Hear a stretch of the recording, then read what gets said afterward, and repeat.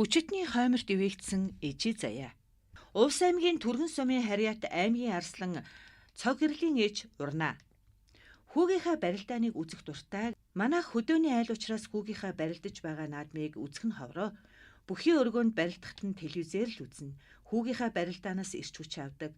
Бүхийн ээж байхын сайхан хүүгийнхаа туг тойрхыг харах. Цог гэрэл маань аавынхаа талаас бүхий удамтай. Авга ах нь аймгийн начин ням очир гих залуу би. Хүү маань ахаасаа үлгэр дуурай авдаг. Начин дүү маань цог гэрлийн бүх болох эхлэлийг тавьж өгсөн. Уралдаан тэмцээнд явхад зааж зөвлөнө. Зарим үед уран мөгч хаяа шүмжлэл хүртэл хилдэг. Тэр болгонд миний хүү хурцлагддаг баха. Хүү минь гэр бүлээ гэсэн сэтгэлтэй. Завтай үедээ нутагтаа ирж тусалдаг. Багасаа л бүх болох сонирхолтой байсан. Үеийнхээ хүүхдүүдтэй ноцолдож өссөн.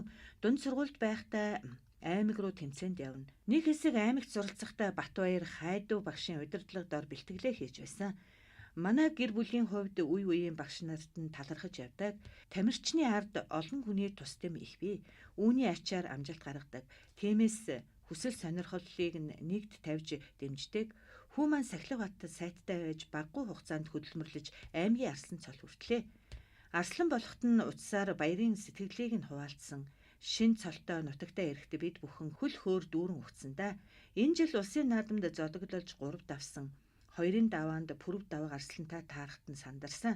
Хүү маань хүчтэй арслангаар даваагаа ахиулж чадсан. Харин 4-ийн даваанд Батсуур аврагтаа таарч дахин буулгасан. Хүүгээ сайн барилдсан гэж бодож байгаа. Залуу насндаа сайтар хөдөлмөрлөж түмний хүндлэлийг дааж яваасаа гэж хүсдэг.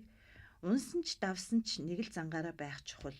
Мөн ахмад бөхчүүд болон дүү нараа хүндэлж олонтоо явахыг зөвлөдөг.